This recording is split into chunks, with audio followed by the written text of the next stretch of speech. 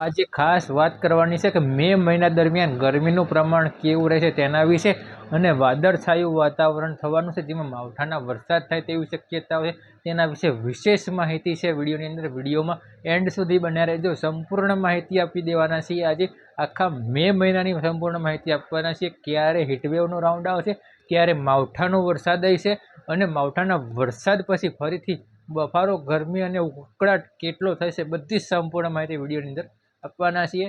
Channel ઉપર નવા આવ્યા હો મિત્રો, ચેનલને સબસ્ક્રાઇબ ના કરીએ, ચેનલને સબસ્ક્રાઇબ કરી દેજો, વિડીયોને લાઇક કરી દેજો, વિડીયોને તમામ ગ્રુપમાં શેર પણ કરી દેજો. મિત્રો વાત કરી લઈએ મિત્રો મે મહિનાની, તો આજે 1 મે 2026 થઈ ગઈ છે.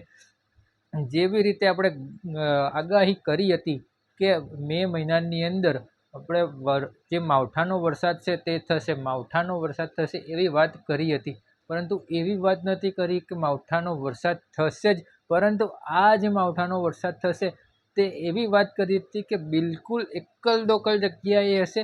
કોઈ મોટા વરસાદ નહીં હોય, કોઈ નુકસાની થાય તેવો વરસાદ નહીં હોય, કોઈ પણ પ્રકારની નુકસાની થાય તેવો વરસાદ નહીં હોય. ફક્ત વાદળછાયું વાતાવરણ, ઘાટા વાદળ, બફારો, ઉકળાટનું પ્રમાણ અને પવનની સ્પીડ વધારે રહેશે, આવી વાત કરી હતી મિત્રો. અને એ જ મુજબ અત્યારે મે મહિનામાં વાતાવરણ થઈ રહ્યું છે, જેમાં આપણે 4 દિવસ ગરમીમાંથી રાહત મળ્યા બાદ ફરીથી આજે તાપમાન છે 42 ડિગ્રીની રેન્જમાં અત્યારે હાલ ચાલી રહ્યું છે. અને 42 ડિગ્રીની રેન્જમાં તાપમાન અત્યારે હાલ ચાલી રહ્યું છે. આવનારા દિવસમાં હજી તાપમાન કદાચ ઉચકાઈ શકે છે, પરંતુ હવે વાત કરી લઈએ 11 મેથી લઈને 20 મે 2026 સુધીમાં શું થવાનું છે તેની.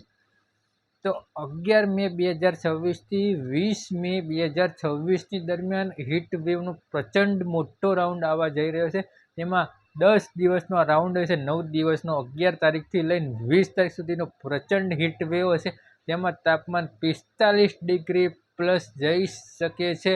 કામ વગર કોઈ પણ વ્યક્તિએ બહાર ન નીકળવું, અને બહાર નીકળવું જરૂરી હોય તો લીંબુ સોડા કે ઠંડા પાણીની બોટલ ખાસ જોડે રાખવી. બાકી કામ વગર બહાર ન નીકળવું એ હિતાવહ રહેશે મિત્રો, કારણ કે હીટ વેવ, હીટ ડોમ જેવી પરિસ્થિતિ સર્જાય તેવી 100% પૂરેપૂરી શક્યતા છે. 11 તારીખથી લઈને 20 તારીખ 45 ડિગ્રી પ્લસ ગરમી છે, એ 100%ની વાત છે. 20 તારીખ પછી રાજ્યમાં ફરીથી વાદળછાયું વાતાવરણ થશે અને ફરીથી એક પ્રકારે ઉકળાટ, બફારાનો સામનો કરવાનો રહેશે, કારણ કે વાદળછાયું વાતાવરણ ફરી થવાનું છે અને માવઠાના વરસાદ છે તે પણ પડવાના છે.